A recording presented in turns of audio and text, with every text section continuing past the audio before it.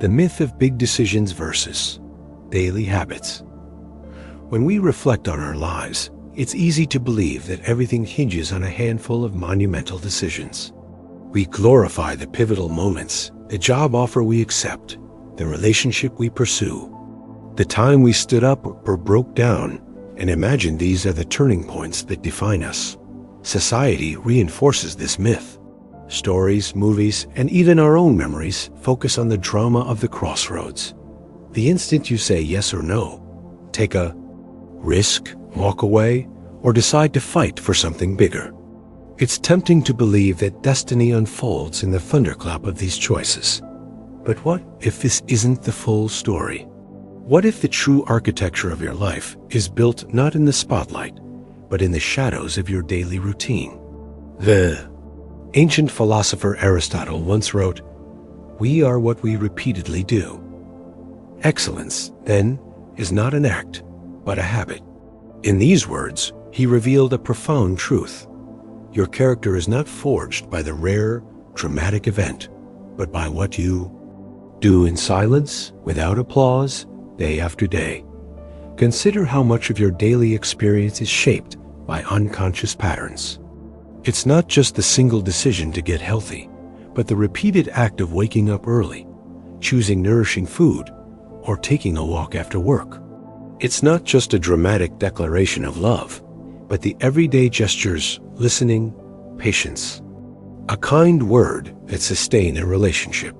Even Socrates, a beacon of Greek philosophy, understood the quiet power of repetition when he declared, "The unexamined life is not worth living," urging us to pay close attention to our daily conduct. Rarely see these moments as important. There is no fanfare when you choose to meditate instead of scrolling, to pause before reacting in anger, or to spend a few extra minutes with your child.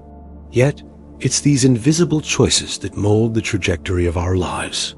Seneca, the great Stoic, taught that fate leads the willing and drags along the reluctant, implying that the shape of your life is determined less by fate's drama and more by your willing participation in daily discipline. So, if you want to understand who you are and who you are becoming, don't just look at your dreams or intentions. Look closely at your habits, because your real destiny isn't written in the grand moments, but in what you quietly repeat when no one is watching. This is where philosophy meets reality, in the gentle, relentless shaping of character, one small act at a time. Part 1. The Stoic View. Consistency over intensity. If the myth of our lives is that we are made in moments of intensity, then the reality, as the Stoics saw it, is that we are made in moments of consistency. The Stoic philosophers, those ancient guides of self-mastery, understood something that modern psychology would only confirm centuries later. The true engine of transformation is not found in rare bursts of inspiration, but in the discipline of doing what matters over and over, especially when no one is watching. For the Stoics, virtue was not a feeling to chase, but a practice to inhabit. Epictetus, once a slave and later a revered teacher, did not encourage his students to seek greatness in the extraordinary. Instead, he told them, "First say to yourself what you would be, and then do what you have to do." His wisdom wasn't about occasional heroics, but about the steady rehearsal of values through daily action. He argued that philosophy, if it was to have any meaning, must leave the realm of theory and enter the lived experience of each moment. Don't explain your philosophy. Embody it, he famously challenged. This relentless emphasis on consistency over intensity is a thread running through all of Stoic writing. Marcus Aurelius, who ruled the Roman Empire at its height, faced crises more dramatic than most of us will ever know. Yet in his personal journals, the now famous Meditations, he rarely wrote about grand victories. Instead, he recorded gentle reminders to himself: return to the work, hold to your principles, show up for the duties of each day. Waste no more time arguing what a good man should be. Be one, Marcus urged. For him, Self-improvement was a daily, almost mundane, practice, a series of decisions repeated, so often they became the very structure of his character. Seneca, too, urged the cultivation of habits as a kind of soul training. "He who is brave is free," he wrote, "but no man is free who is a slave to his body." What did he mean? That liberty comes not from an absence of restraint, but from the self-command that comes only with practice. Seneca warned against relying on sudden resolutions or fleeting passions, comparing them to storms that leave little lasting impact. Instead, he advocated for a continuous practice, a uniformity of life, echoing Aristotle's maxim that we are what we repeatedly do. This focus on consistency may seem unglamorous at first. We all crave the rush of change, the new year's resolution, the drastic transformation, the sudden breakthrough. But the Stoics invite us to look closer, to recognize that lasting change is built not on the fireworks of one day, but on the quiet accumulation of many ordinary ones. They were not romantic about self-mastery. They were practical. Epictetus compared the cultivation of virtue to the training of an athlete. No great thing is created suddenly. The champion is not made in a single contest, but in the daily, unseen repetitions that forge strength and resilience. What makes this philosophy powerful is its humility. It admits that you will not always feel motivated. There will be days when you are tired, distracted, or discouraged. The Stoics did not judge themselves for this, nor did they wait for the muse of inspiration. Instead, they built simple routines, rituals, and reminders to keep themselves aligned with their values, regardless of how they felt. For them, discipline was a friend, not a punishment. Consider Marcus Aurelius again. Each morning, he began his day with reflection, reminding himself of the challenges he would face, not as a way to intimidate himself, but to accept life's unpredictability and meet it with readiness. He wrote, "At dawn, when you have trouble getting out of bed, tell yourself, I have to go to work as a human being. Do what nature demands." Here, he models a Stoic morning ritual, not waiting to feel ready, but simply beginning, trusting that action will summon the right mindset. Modern science now echoes this ancient wisdom. Studies show that habits are most powerful when they are repeated regularly and linked to identity. Motivation is fleeting, but systems last. James Clear, a modern thinker on habit, distills this beautifully. You do not rise to the level of your goals. You fall to the level of your systems. The Stoics intuited this centuries ago. They didn't wait for the right mood. They built their lives on routines strong enough to carry them through both sunshine and storm. So, the Stoic view is not to disdain intensity entirely, but to recognize its limitations. Grand gestures may start the journey, but only small, steadfast steps carry you to your destination. True strength, resilience, and wisdom are forged in consistency, one action, one day, one breath at a time. This is the quiet revolution of Stoicism, the invitation to turn away from the myth of the single moment and embrace the enduring, transformative power of what you repeat. In the Stoic tradition, the challenge is clear. Don't wait for motivation, and don't seek transformation in a single act. Instead, return again and again to your chosen path. In that return, no matter how ordinary, lies the extraordinary work of becoming who you wish to be. Part 2. Character is built through habit, not heroism. We live in a culture that worships heroic moments. The world applauds acts of bravery, the split-second decision to speak truth to power, to rush into a burning building, to stand alone against the crowd. These are undeniably moments of courage, yet they are not the true birthplace of character. The Stoics and many great thinkers throughout history would argue that heroism is not the root of character, but merely its outward flowering. The roots themselves are watered in the silent, uncelebrated rituals of habit. Seneca once wrote, "Most powerful is he who has himself in his own power. He did not mean power as dominance over others, but mastery over oneself, a mastery achieved, not in the heat of a single crisis, but in the slow, steady work of daily self-discipline. The grand gestures that draw the world's attention are simply the visible tip of an invisible mountain built from years of consistent, often unnoticed choices. In the same spirit, Aristotle taught that virtue is formed in man by doing the right thing, not once, but over and over, until the right thing becomes second nature.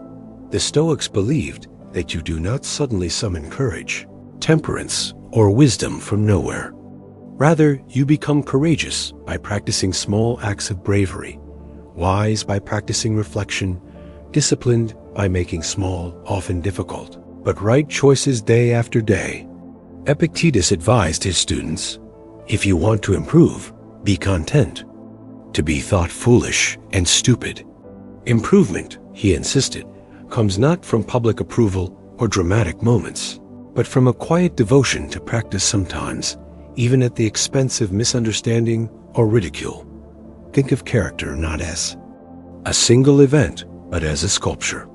Michelangelo did not carve David in one frenzied burst of genius.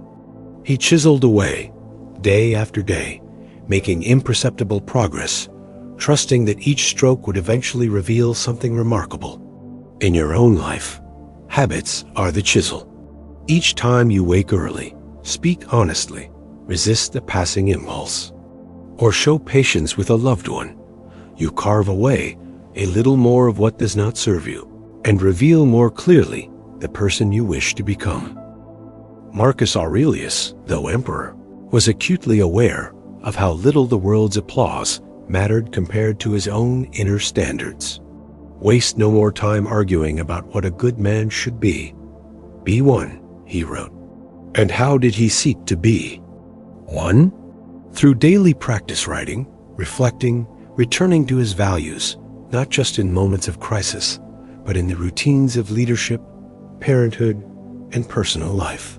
For Marcus, greatness was not an achievement reserved for rare occasions, but a commitment renewed each day. Modern psychology supports these ancient insights. Research shows that our habits, not our intentions or isolated efforts, are the best predictors of our long-term behavior and outcomes. James Clear, echoing centuries of wisdom, notes, every action you take is a vote for the type of person you wish to become. One act of patience or self-control does not make you patient or disciplined, but 100, 1,000 such acts cast countless votes for your emerging identity. Eventually, these votes accumulate. They become your reputation, not just to others, but to yourself.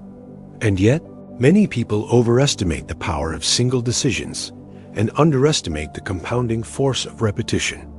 They meditate once and expect calm, read one book and expect wisdom, eat one healthy meal and expect transformation. The Stoic reminds us that character is built not by what you do occasionally, but by what you do consistently. And most often, it is what you do when no one is watching that matters most. This is where true self-respect is forged. When you keep your promises to yourself, rise early, finish the work you started, return to the task after a setback, you gain not just progress, but a quiet kind of self-trust. Epictetus urged, how long are you going to wait before you demand the best for yourself? He wasn't calling for a single, explosive demand, but for a steady expectation renewed daily through action, not words. So, the next time you witness or crave a moment of heroism, remember, the groundwork for that moment was laid long before, in solitude and silence, by countless choices invisible to the world. True character is not something you perform in a crisis, but something you rehearse, quietly, patiently, through habit. The world may see the act, but you will know the preparation, the invisible architecture of virtue, built brick by brick, in the shadows of your daily routine. And that is the Stoic secret. Heroism is simply habit in the spotlight. If you Wish to become someone of strong character. Look not to grand gestures, but to the small, daily acts that go unnoticed. For in the end, it is not the moment that makes you. It is the habits you have made your own. Part 3. Habits shape identity. If character is built in the quiet forge of repeated action, then it is through these same actions, our habits, that our very sense of self is molded. The stories we tell ourselves about who we are often seen permanent, as if identity is a mystery to be discovered, a secret self buried deep within, waiting to be unearthed by a dramatic event or moment of revelation. Yet, as the Stoics and many philosophers since have argued, this belief is an illusion. Identity is not found, it is built. It is not a hidden treasure to be uncovered, but a structure slowly assembled, brick by brick, through what we choose to repeat every single day. The Stoics were perhaps the earliest architects of this radical, empowering idea. Epictetus taught, first say to yourself what you would be, and then do what you have to do. This is more than a call to goal setting. It is a recognition that what you become is the result of what you repeatedly do, not just what you dream or intend.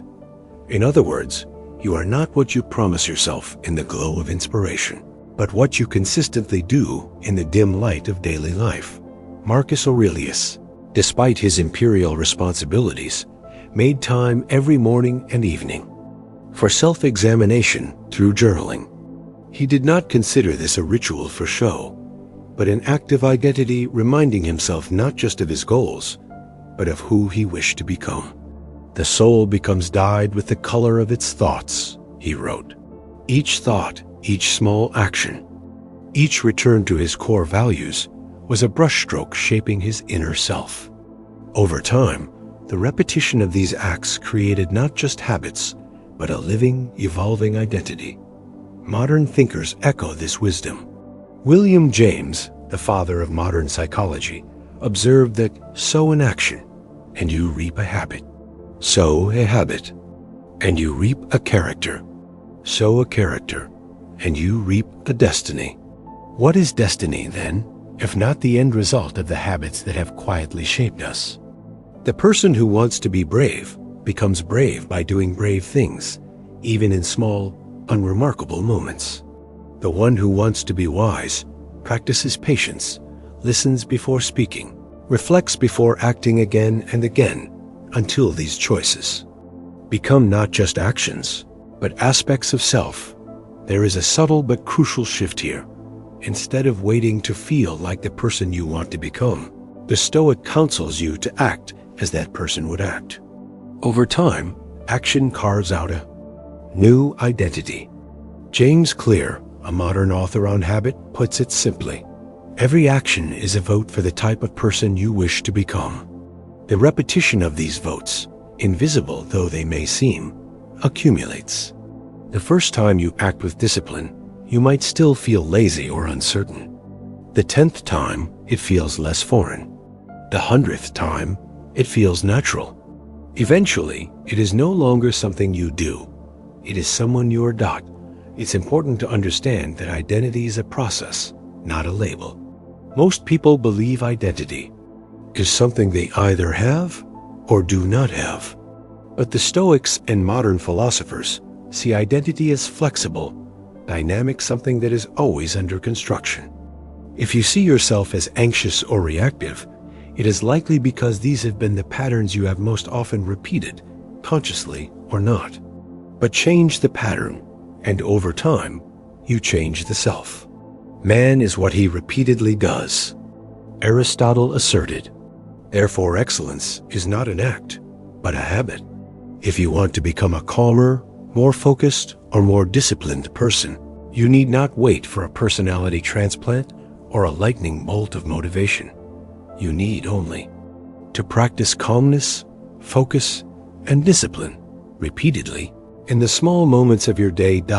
This philosophy is liberating, but also demanding. It means you are not doomed to repeat old mistakes or to remain trapped in an identity you do not choose. But it also means the responsibility is yours. You must show up for yourself, again and again, in the spaces where no one applauds and no one sees. You must keep casting votes for the self you want to become, even when it feels awkward or slow or uncertain. Seneca wrote, "It is not that we have a short time to live, but that we waste a lot of it." Every wasted hour, every neglected habit, shapes a version of ourselves just as powerfully as every moment of discipline and intention. The question then is not whether you are building an identity, but which one. Every repetition, every small choice becomes a brick in the foundation of the self you inhabit tomorrow. That's so. Look not to your intentions, nor to your rare moments of inspiration. Look instead to your habits. For in the end, you are not what you dream, you are what you repeatedly do. And through those habits, you quietly but inexorably become the person you choose to be. Part 4. Action first, identity follows. Modern culture often teaches us that we must feel like the person we want to become before we act like them. We're told to cultivate confidence before speaking up, to feel disciplined before starting a new routine, to wait for clarity before making a change. But the Stoic tradition, echoed by many great minds, offers a radically different and far more empowering truth. You become through action. You don't wait for identity to precede action. Rather, you act first, and identity follows. This is a philosophy grounded not in wishful thinking, but in the unvarnished reality of human psychology. Epictetus, the Stoic teacher who once lived as a slave, insisted that if you want to become virtuous, begin by performing virtuous acts. If you wish to be a writer, write, he said, cutting through the fog of self-doubt and procrastination. For Epictetus and the Stoics, there was no separation between doing and being. Action was not just the evidence of character, it was the builder of it.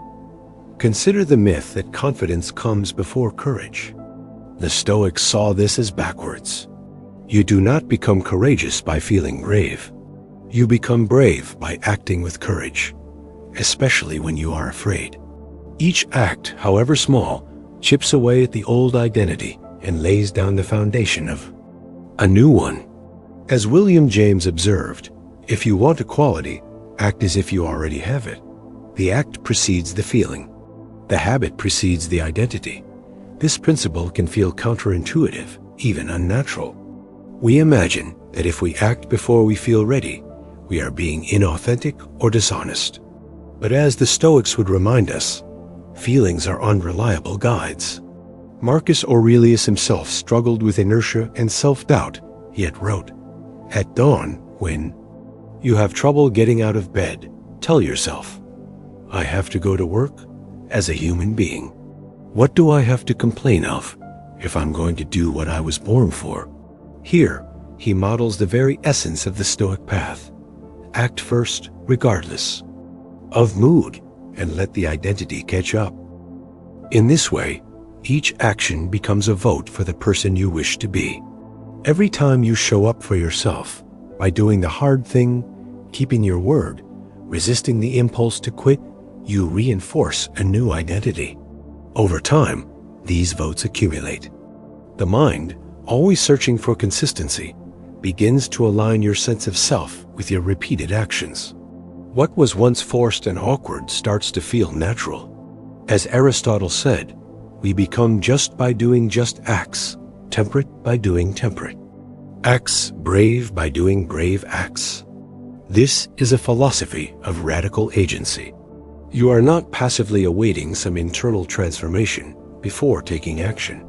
You are shaping yourself, moment by moment, through deliberate practice. This approach is echoed in modern behavioral science. James Clear, writing about the power of habits, notes, "Every action you take is a vote for the type of person you wish to become." He continues, "The most practical way to change who you are is to change what you do." But the Stoics took this wisdom a step further, applying it not only to self-discipline or productivity, but to every arena of life: relationships, leadership, even the cultivation of peace and calm. You don't become calm by wishing for tranquility. You become calm by practicing stillness, by pausing in the midst of stress, by breathing through frustration, by choosing thoughtful words in a heated moment. The more often you do these things, the more your mind, and over time, your nervous system adopts calmness as its default response. Identity in the Stoic view is not static or innate. It is living, dynamic, endlessly shaped by what you choose to repeat. You are not the sum total of your thoughts or aspirations. You are, in a real sense, what you do over and over again. And the empowering corollary is this: no matter who you have been, you can, through action, become someone new. This shift from passivity to agency can be transformative. If you find yourself waiting for motivation, realize that it is action that generates momentum, not the other way around. If you want to see yourself as reliable, keep promises to yourself, however small. If you want to be a leader, start leading, even if it feels strange. If you want to be kinder, practice kindness, especially when it's difficult. Every small action is a proof point, a seed from which a new identity grows. So, don't wait for the right feeling, the perfect day, or a mystical sense of readiness. Begin with action. Let the first step, however modest, become the foundation for a new way of being. In the Stoic tradition, you do not find yourself by searching within. You build yourself, brick by brick, through what you do. Action first. Identity follows. And in that truth lies the quiet, enduring power to become anyone you choose. Part 5: Simplicity Beats. Motivation. Motivation is one of the most seductive concepts in modern culture.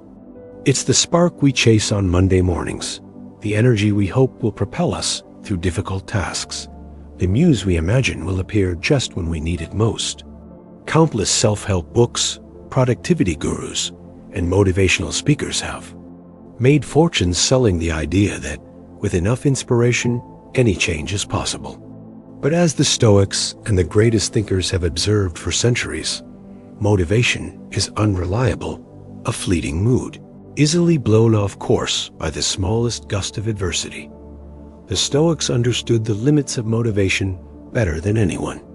They knew that waiting for the right feeling to act is a recipe for inconsistency and disappointment.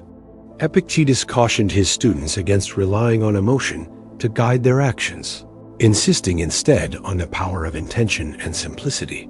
Don't explain your philosophy. Embody it, he said. This wasn't a call for grand gestures. When you're inspired, but for quiet, consistent action, especially on the days when motivation is nowhere to be found. In truth, transformation and progress are born not in moments of high energy, but in the quiet rhythm of repetition. What matters most is not how fired up you feel, but how clear and simple your system is. The more friction there is in your process, the more steps, decisions, or opportunities for debate, the more likely you are to falter when motivation inevitably fades. Simplicity, then, is the antidote to the myth of motivation. When your systems and habits are simple, there is less room for negotiation and less dependence on how you feel. This principle is echoed by Marcus Aurelius, who began his days with a blunt reminder. At dawn, when you have trouble getting out of bed, tell yourself, I have to go to work as a human being. Do what nature demands. He didn't expect to leap from his bed with enthusiasm. He simply stripped away the drama and set his task. Rise and begin. Simplicity in habit formation is about reducing resistance to what matters most. It is about making the right choice, the easy choice, removing the unnecessary decisions that sap your willpower. The 20th century philosopher and psychologist William James recognized this, noting, the more details you are forced to remember, the more likely you are to forget something important. Every extra complication, every should I or shouldn't I, becomes another chance for motivation to fail you. Consider how this plays out in everyday life. If you want to read more, put a book by your bedside, not buried on a crowded shelf. If you wish to write every morning, set your notebook or laptop where you'll see it first thing. If your goal is to meditate, choose a consistent time and place so there's never any question of when or where, just the simple ritual repeated. These are not hacks, but acts of self-respect. You are designing your life so that action is easy and excuses are hard.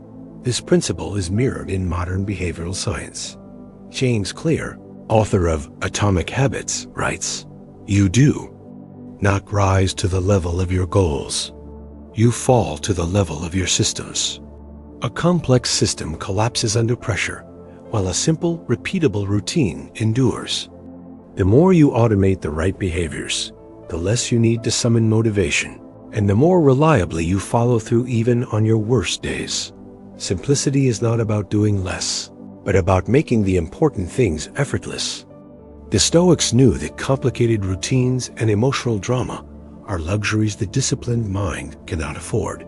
Seneca warned against the trap of making virtue difficult to access, saying, "Life is long if you know how to use it."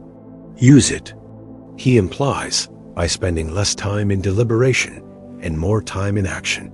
Some people see simplicity as dull or unromantic, but in truth, it is the foundation of lasting transformation. When you remove friction and make rituals automatic, you create stability that persists through fatigue, bad moods, or external chaos. Marcus Aurelius didn't wait for inspiration. He set a routine and honored it. That, in turn, freed him from the tyranny of mood and the unpredictability of emotion. Ask yourself, what is simple enough that I can do it every single day, no matter what? This question, more than any motivational speech or emotional surge, holds the key to transformation. Don't chase the perfect morning routine, the ideal workout, or a fleeting sense of inspiration. Chase simplicity. Build habits that require little debate, few decisions, and no heroics. When you do, you will find that motivation is no longer a prerequisite for progress. You do not rise because you feel like it. You rise because you have designed your life so that rising is what you do. In this way, simplicity does not limit you. It liberates you. It gives you the freedom to become the person you aspire to be. Not in rare flashes of energy, but in the quiet certainty of repeated, simple action. That is the Stoic secret. To rely not on the unreliable, but to build your life on what is steady, simple, and enduring. Part 6. Environment shapes discipline. Discipline is often framed as a battle within, the triumph of willpower over weakness, the silent victories of mind over matter. But the ancient Stoics, and many wise philosophers since, recognized a subtle yet crucial truth. Our surroundings play a far greater role in shaping our habits and discipline than we care to admit. If your environment works against you, even the strongest will can falter. If it supports you, self-mastery becomes not just possible, but natural. Epictetus advised his students to keep company only with people who uplift you, whose presence calls forth your best. This wisdom extends beyond the influence of friends. It is a reminder that every aspect of your environment, your workspace, your home, the objects you see, the noises you hear whispers to your subconscious, nudging your choices in one direction or another. Consider Marcus Aurelius, who, as emperor, was surrounded by both luxury and chaos. Despite his position, he chose to keep his personal quarters spare and simple, filled only with items that supported his practice of reflection, discipline, and duty. His journals reveal an awareness of how easily comfort can lead to complacency, and how distraction can erode focus. He wrote, "The things you think about determine the quality of your mind. Your soul takes on the color of your thoughts." But those thoughts are rarely isolated from the context in which they arise. Modern science has confirmed the wisdom of the Stoics. Researchers have found that even small changes in our environment can dramatically alter our behavior. One famous study revealed that people eat less when food is kept out of sight, and that cluttered or noisy spaces decrease productivity and increase stress. In other words, willpower is not just an internal resource, it is continuously depleted or replenished by what surrounds us. James Clear, author of Atomic Habits, puts it succinctly: environment is the invisible hand that shapes human behavior. If your phone is filled with distractions, you will check it, almost against your own intentions. If your kitchen counter is covered with healthy snacks, you'll eat well without much thought. If your workspace is tidy and organized, focus becomes easier. The environment does not dictate your actions, but it heavily tilts the odds. The Stoics understood this and designed their lives accordingly. Seneca, despite his immense wealth, advocated for plain living and regular periods of voluntary discomfort, sleeping on hard beds, eating simple food, to remind himself that virtue is not found in luxury, but in the deliberate choice to pursue what matters most. Associate with people who are likely to improve you, he wrote. But he could have just as easily said, surround yourself with things that help you practice who you want to become. Environment is not only physical, but also social and digital. The company you keep, the people you work with, share meals with, or follow online profoundly influences your behavior. The Stoics warned against associating with the careless, the gossipy, or the unwise, not out of snobbery, but because habits are contagious. As Seneca noted, we adopt the habits of those with whom we associate. Creating an environment for discipline is therefore a practice of intentional design. Want to read more? Place a book where you'll see it and keep your phone in another room. Want to wake up early? Put your alarm clock far from your bed and set your morning clothes out the night before. Want to write or create? Arrange your workspace to minimize interruptions and cues for distraction. These changes might seem small, but they're cumulative. Effect is profound. Yet, the greatest impact of your environment is not simply in making good habits easier, but in reducing the friction to acting on your values. The Stoics believed that your outer world should reflect your inner priorities. Monasteries are designed for silence and reflection. Training halls for athletes are simple, purposeful, and free of excess. Your own environment can be a miniature monastery or training hall, a physical statement of your highest self. If you find your discipline wavering, don't blame your lack of willpower. Look first to your environment. Are you surrounded by temptation, clutter, or negativity? Or have you created a space, physical, social, and digital, that supports the best version of yourself? The philosopher Lao Tzu wrote, care about what other people think and you will always be their prisoner. The same could be said of our environment. If you let your surroundings dictate your actions unconsciously, you become a prisoner of habit, not its master. But when you design your world with intention, choosing what enters your space and whom you allow near your mind, discipline shifts from a daily struggle to a natural extension of your chosen life.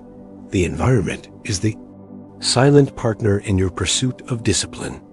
Shape it with care and watch as the habits you desire become not just easier, but inevitable. Part 7. Repetition is the path to growth. Growth is often imagined as a dramatic leap, a moment of enlightenment, a thunderbolt of motivation, or a decisive turning point that changes everything. Our culture celebrates stories of sudden transformation, the aha moments that supposedly remake a person in the blink of an eye. But the Stoics, and many wise philosophers throughout history, saw through this illusion. Real growth, they knew, is rarely loud. It is almost never instant. It is slow, steady, and nearly invisible, quietly unfolding through the power of repetition. Seneca wrote, "It is not that we have a short time to live, but that we waste much of it. Wasted time isn't always obvious." It is lost in the small, repeated choices that don't seem to matter: skipping the walk, checking your phone, reacting out of habit instead of intention. Likewise, the time that shapes us most powerfully is also quietly spent in the small acts of discipline, kindness, or effort that, repeated daily, accumulate into lasting change. This is why the Stoics placed so much emphasis on daily practice. Epictetus reminded his students that philosophy is not something you do once, but something you return to every day in every circumstance. He warned against being a philosopher in theory, someone who discusses wisdom but never practices it. Don't explain your philosophy, embody it. Each repeated act of patience, courage, or self-restraint is a lesson not just for the world, but for yourself, a physical vote for who you wish to become. The modern philosopher and psychologist William James famously said, "There is no more miserable human being than one in whom nothing is habitual but indecision." His insight echoes the ancient wisdom. Without repeated action, growth is impossible. Habits, those grooves worn into our daily lives, are what make improvement possible. Even when motivation is absent and inspiration has faded, imagine growth as the carving of a river into rock. No single drop of water transforms the landscape. It is the endless repetition, the unremarkable daily flow that shapes stone over decades, even centuries. Likewise, every repeated action, however small, cuts a groove in your character. You do not become wise by reading a single book, nor calm by meditating once, nor strong by a single workout. It is the consistency, the willingness to repeat the basics again and again, that slowly, almost imperceptibly, transforms you. The beauty of repetition is that it doesn't require perfection, only persistence. Marcus Aurelius, in his Meditations, often wrote about returning to the path. When jarred unavoidably by circumstance, revert at once to yourself, and don't lose the rhythm more than you can help. You'll have a better grasp of the harmony if you keep going back to it. Here, he acknowledges that everyone slips, everyone falls out of step. The secret is not in never faltering, but in always returning. Growth through repetition also builds resilience. Each time you keep a habit despite difficulty, you send yourself a message. I am the kind of person who returns. This is the essence of grit, not raw willpower, but the discipline to repeat, to persist, to try again, especially when the results aren't immediate or visible. Seneca wrote, "Difficulties strengthen the mind, as labor does the body." Every repetition in adversity becomes a thread in the fabric of your strength. This principle is also at the heart of modern habit science. James Clear writes, "Habits are the compound interest of self-improvement." Just as money grows exponentially through compound interest, your character and abilities grow through the repeated investment of small actions. Miss a day and nothing. Much changes.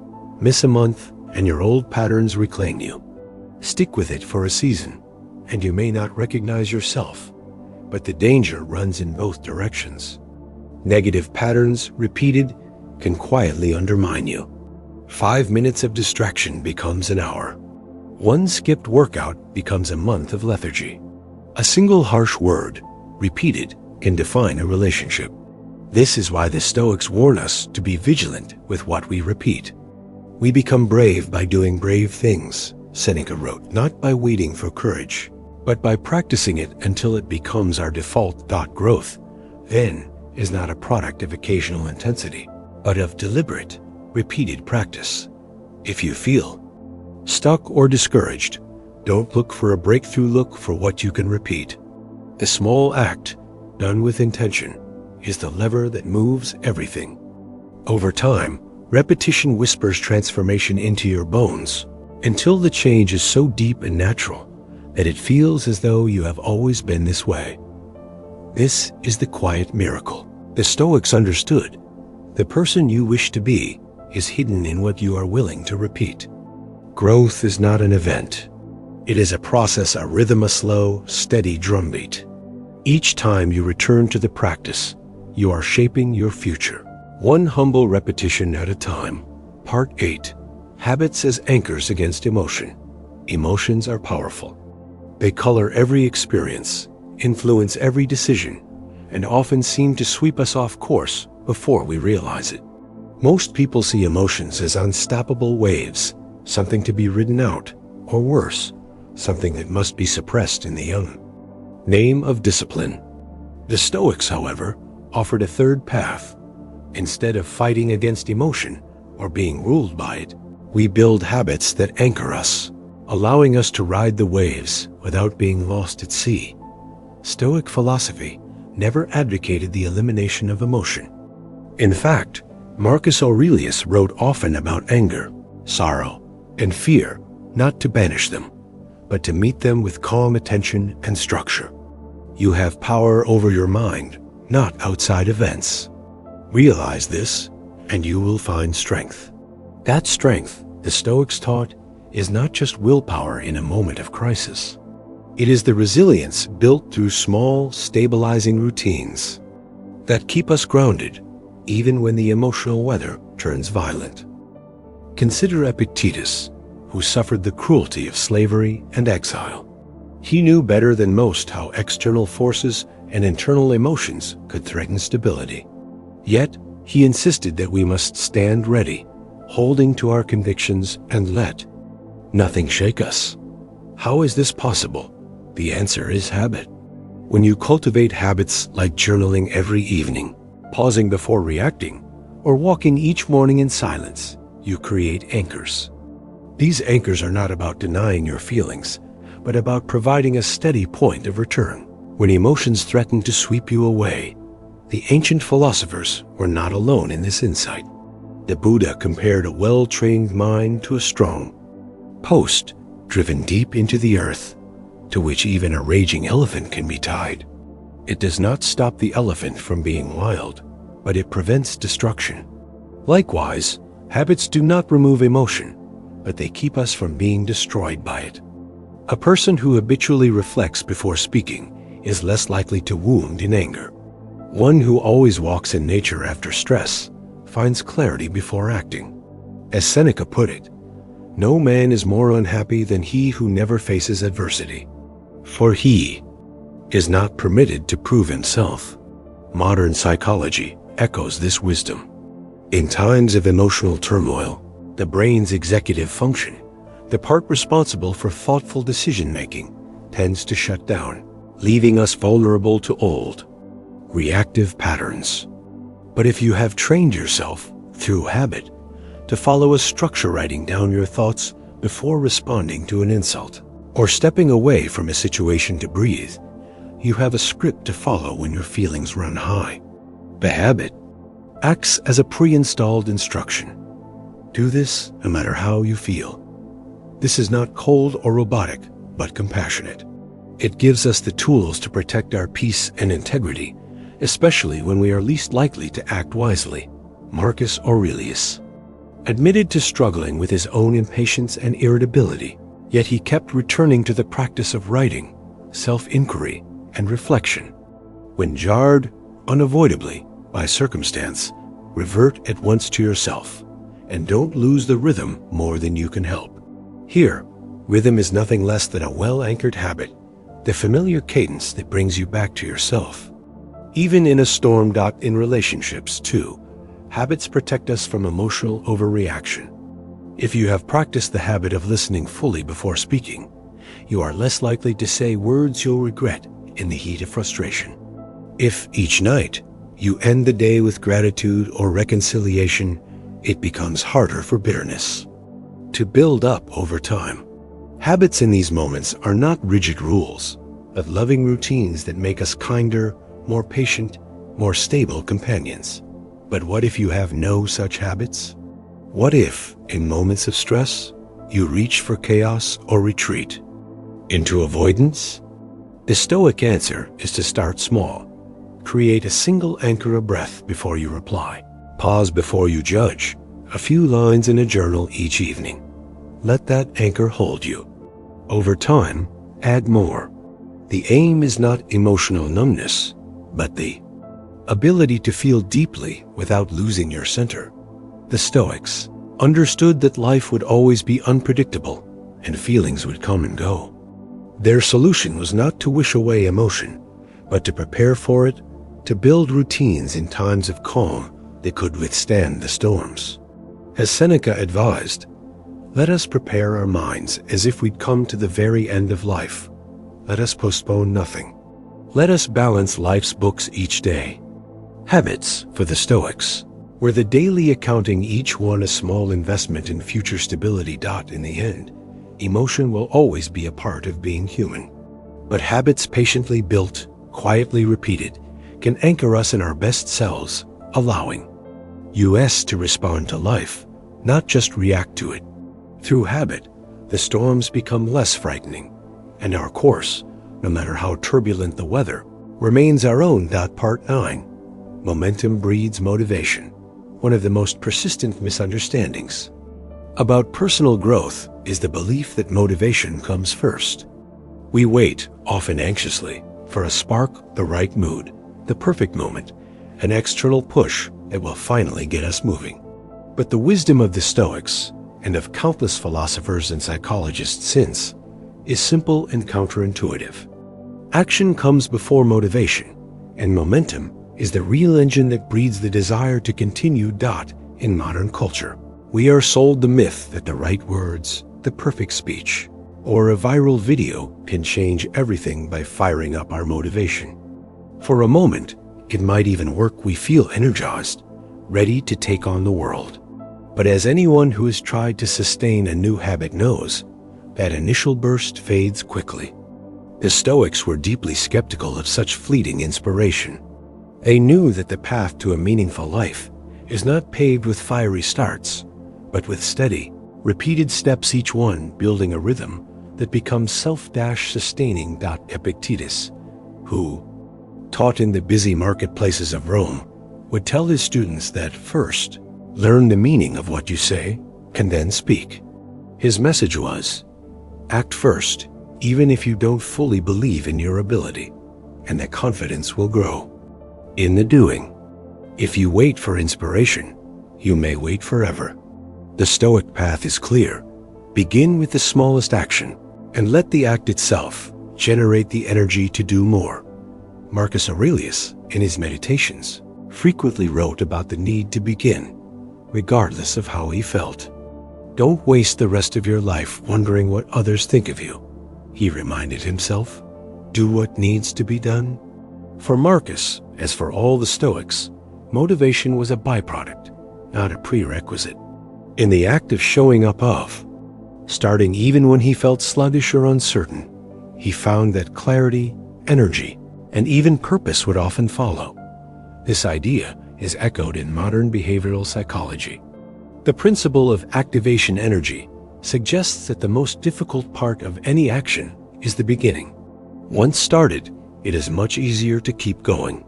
The effort needed to overcome inertia, to start the workout, to open the book, to make the call, drops dramatically once you are in motion. James Clear, in Atomic Habits, notes, motivation often comes after starting, not before. Action produces momentum, and momentum builds motivation. It helps to imagine yourself as a wheel at rest. Pushing that wheel takes a lot of effort. Initially, there is resistance, hesitation, and friction.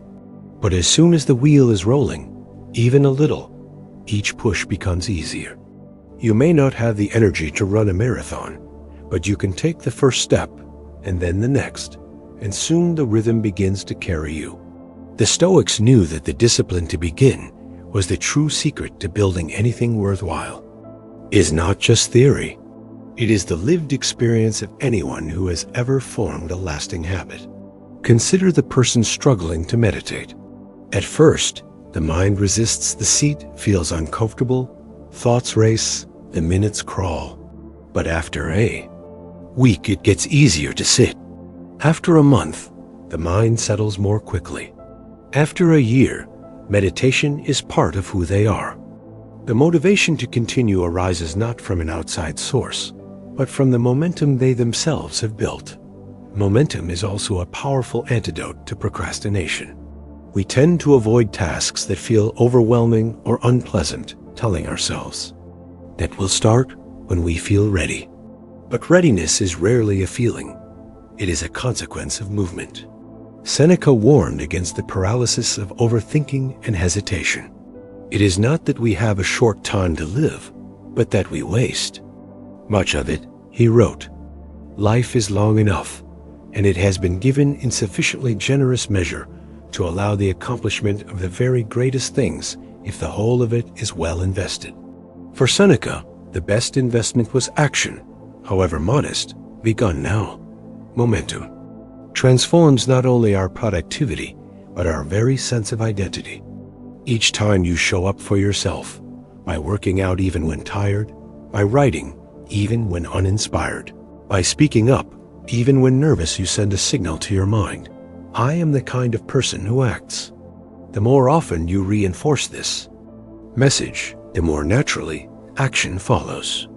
The hesitation shrinks, resistance fades, and what once felt like a struggle becomes simply what you do. This insight holds true for emotional habits as well. If you tend to withdraw when stressed, try responding with a small act of engagement: a walk, a phone call, a journaling session. At first, it feels forced, unnatural, even uncomfortable. But with repetition, the momentum builds and your emotional patterns begin to shift. Marcus Aurelius advised himself to be tolerant with others and strict with yourself. The strictness he meant was not harshness, but the willingness to begin again and again, no matter how you feel. Importantly, the Stoics never claimed that momentum is about grand gestures. On the contrary, the most powerful momentum often arises from the smallest actions. If you can't write a chapter, write a sentence. If you can't run a mile, walk around the block. The smallest movement forward, when repeated, grows into a force that moves mountains. Lao Tzu, the ancient Chinese philosopher, captured this wisdom perfectly. A journey of 1,000 miles begins with a single step, and it is the repetition of those steps, not the size of any single one, that changes who you are and what you are capable of. There is a subtle magic in this. When you stop waiting for motivation and simply begin, you discover a sense of power and possibility you didn't know you had. Every small victory creates a bit more energy for the next step. Action creates clarity. Clarity breeds more action. Over time, you become a person who moves, who adapts, who acts, not someone who waits and wonders. In the end, motivation is unreliable, a fair weather friend. But momentum, built on the back of humble, consistent action, is the loyal companion that will carry you forward, even through doubt, fatigue, or uncertainty. The Stoics knew this secret and built their lives upon it. They didn't wait to feel like philosophers. They practiced philosophy every day, in every small decision. They became resilient not by inspiration, but by motion action repeated until the habit and the person were one dot. So wherever you are stuck, don't wait for the perfect mood or a flash of motivation. Take one small step. Let that step gather momentum. Trust that in the act of moving forward, you will find the very energy and motivation you thought you lacked. This is the Stoics' gift, the knowledge that progress is not about feeling, but about doing. And in doing, we find the strength to go farther than we ever imagined. Part X rituals reflect true values. If habits are the silent architects of our character, then rituals are the banners we raise over our inner citadel. Rituals, far more than sporadic gestures or the ideals we proclaim, are living proof of what we truly value. They are the deliberate, repeated actions we return to not for efficiency, not for public approval, but as ongoing declarations of who we are and what matters most. The Stoics, and many of the world's wisest thinkers, understood that values aren't what we say in moments of inspiration, but what we ritualize in the quiet hours when no one is watching. To many, the word ritual conjures images of religion or ancient ceremony. But rituals are everywhere in daily life. The way you start your morning, the pause before you speak, the act of writing in a journal each night, the decision to sit in silence for a few minutes before work. Some rituals are conscious, chosen, as a means of self-alignment. Others are accidental, embedded unconsciously into our routines. Either way, our rituals, large and small, broadcast our real priorities to the world and, more importantly, to ourselves. Consider Marcus Aurelius, who, despite the constant storms of ruling an empire, maintained the ritual of writing his meditations. In the quiet of dawn and dusk, these entries were never meant for an audience. They were acts of self-examination, reminders of humility and duty, ways to anchor himself to the values of wisdom, justice, and temperance. In returning to this ritual day after day, Marcus was not just organizing his thoughts, he was shaping his soul, reinforcing the person he wished to be. You could leave life right now. Let that determine what you do and say and think, he wrote. This was not theory, but daily practice, woven into the fabric of his being. The power of ritual lies in its ability to make values visible and tangible. You may tell yourself that reflection matters, but if you set aside time every morning to write or meditate, you prove it. You might claim to care about kindness, but only the daily acts, listening fully, pausing before you judge, forgiving, quickly transform that ideal into living reality. As Epictetus advised, if you wish to be good, first believe that you are bad, not to diminish yourself, but to accept that virtue is the fruit of ongoing cultivation, not sudden insight. Each ritual is a seed, and through repetition, it grows. William James, the pioneering psychologist, saw the mind as a bundle of habits, a statement that applies equally to values. The great thing then in all education, he wrote, is to make our nervous system our ally instead of our enemy. Rituals are how we do this. They help us override old impulses and make our best selves the path of least resistance. By enacting our values repeatedly, we shift them from the abstract to the automatic, from something we wish for to something we embody. Not all rituals serve us well. The philosopher's warning is clear. Some rituals are accidental, inherited, or formed through the path of least resistance.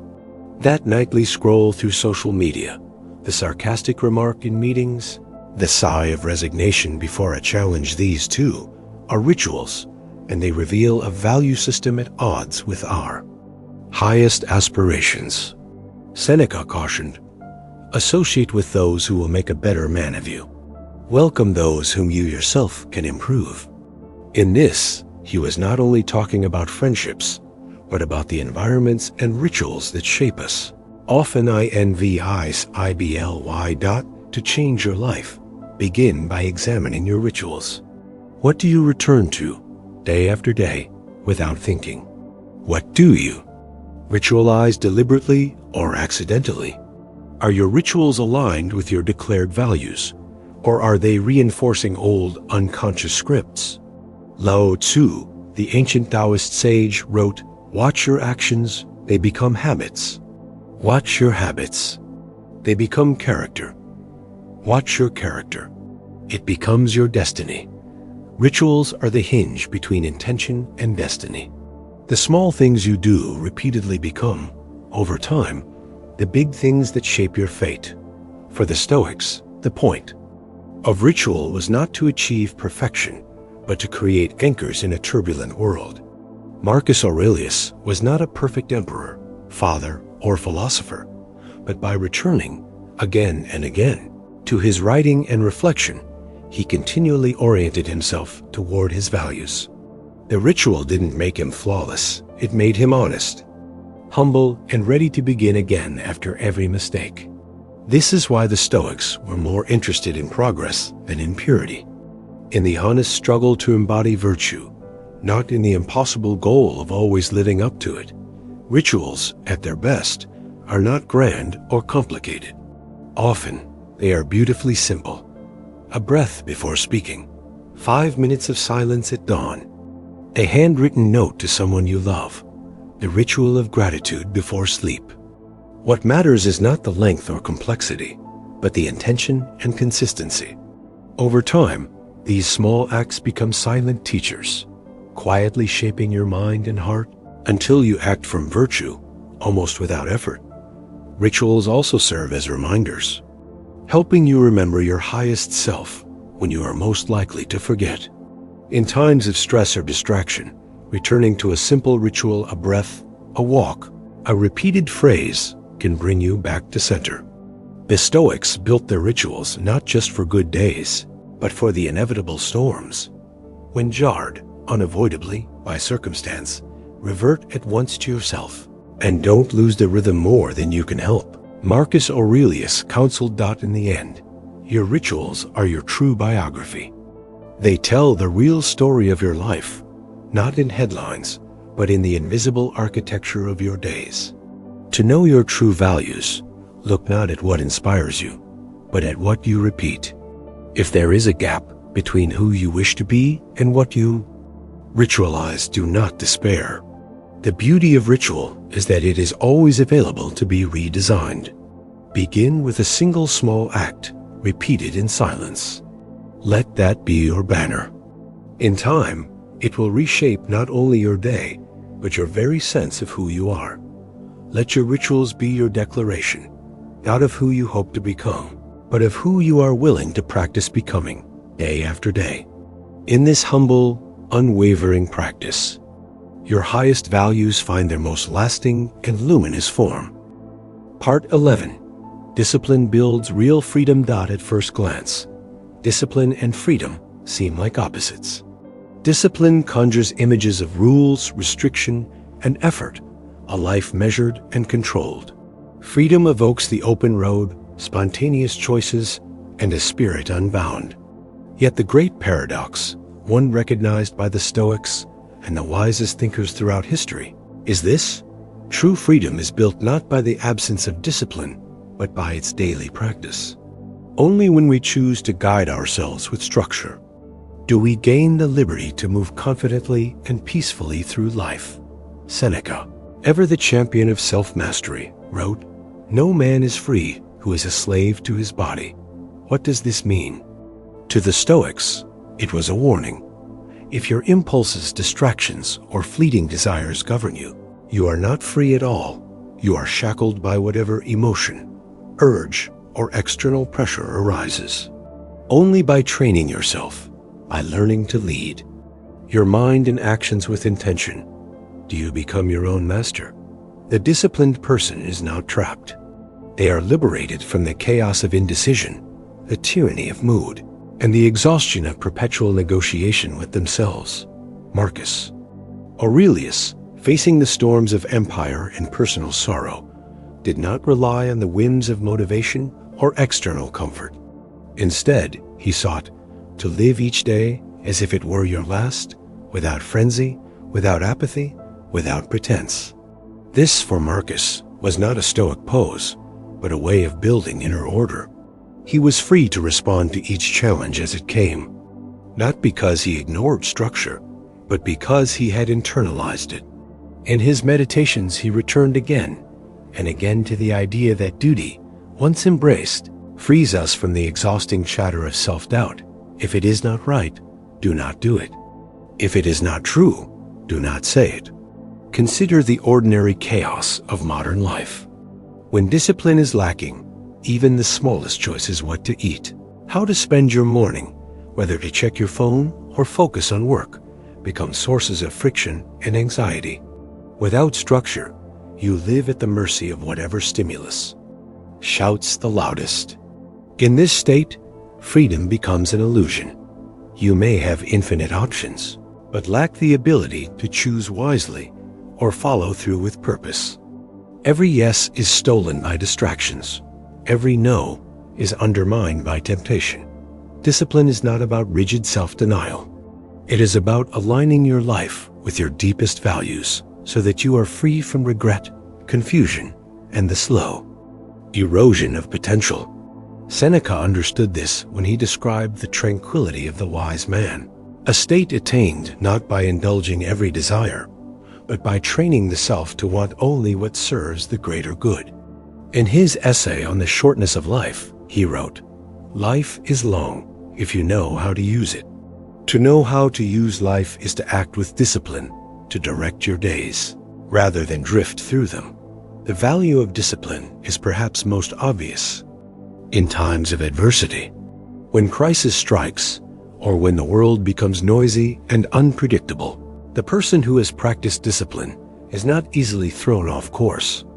Their habits, those silent scripts, take over, carrying them forward while others are swept up in panic or indecision. This is why Epictetus trained himself and his students to anticipate hardship, to rehearse discomfort, and to embrace voluntary adversity. "Difficulties are things that show what men are," he said. "Therefore, when a difficult crisis meets you, remember that you are as much a match for it as you can be, if you but use discipline." Modern psychology now backs the Stoic insight that discipline is a force multiplier. Studies show that people with higher self-control are not more deprived or less happy. In fact, they experience greater satisfaction, lower stress, and stronger relationships. Why? Because the ability to delay gratification, to act according to principle, to follow routines, these give you the freedom to invest in what truly matters, rather than being driven by impulse or reaction. Willpower, as psychologist Roy Baumeister notes, is like a muscle. It grows with use, and routines make using it easier, not harder. Discipline also creates a sense of inner peace. When you know what you will do each morning, how you will respond to setbacks, or where you will focus your energy, there is less room for anxiety. You don't wake up each day negotiating with yourself over basic decisions. You simply act on what you've already chosen. This is not mechanical living, it is conscious, pre-decided living. As Viktor Frankl, the existential philosopher and survivor of the concentration camps, observed, when we are no longer able to change a situation, we are challenged to change ourselves. Self-discipline gives us the power to do precisely that, to respond, not react, to choose, not merely drift. Some resist discipline because it feels limiting. But look closer, and you'll see that the most fulfilled people, the creators, athletes, leaders, and sages, are those whose discipline has set them free to create, to explore, to love, and to endure. The runner is free to enjoy her sport because she has trained her body. The writer is free to lose himself in inspiration because his daily practice has prepared the way. The Stoic sage is free to meet adversity with calm because his habits have become second nature. What does this mean for your own life? It means that every act of discipline, every time you rise early, choose focus over distraction, or keep a promise to yourself, is not a sacrifice of freedom, but its foundation. You are choosing your path rather than being swept along by the winds of circumstance. You are creating the conditions for your highest potential to flourish. In the end, the most liberated life is not the one without boundaries, but the one whose boundaries are chosen and honored. Discipline does not close doors. It opens them, ensuring that when opportunity comes, you are ready. The Stoics did not build lives of dull repetition, but of deep, joyful engagement with the world of freedom earned, paradoxically, by the art of self-command. As you continue to build your habits and rituals, let discipline be your guide, not as a burden, but as a gift. In the silence of repeated effort, in the structure you embrace, you will find a freedom that is real, robust, and lasting. The power to live as you intend, and the peace that comes from being finally your own master. Conclusion: consistency over intensity. As we reach the end of this exploration, the lesson of the Stoics and of the world's wisest philosophers stands unmistakably clear. It is not the intensity of our actions, but the consistency of our habits that shapes who we become. The stories we tell ourselves and the world about heroism, sudden transformation, and flashes of motivation are captivating, but ultimately incomplete.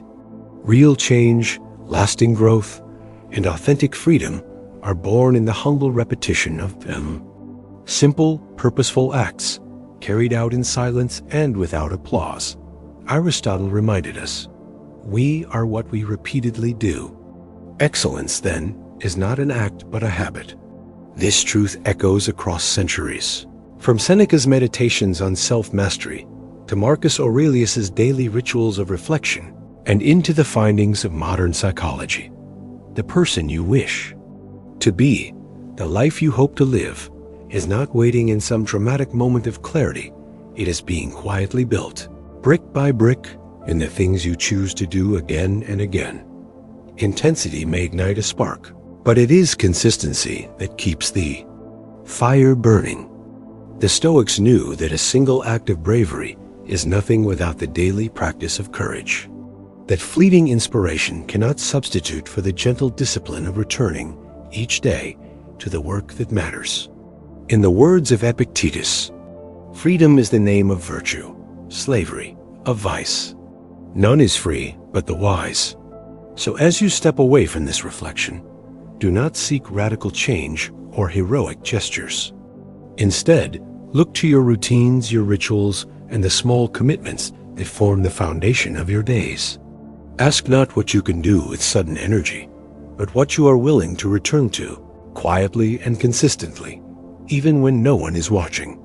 Transformation does not happen in a single moment. It happens quietly, habit by habit, in the rhythm of ordinary days. Consistency is the architect of your destiny. Design your habits with care, and let them carry you gently, relentlessly, toward the person you are meant to become.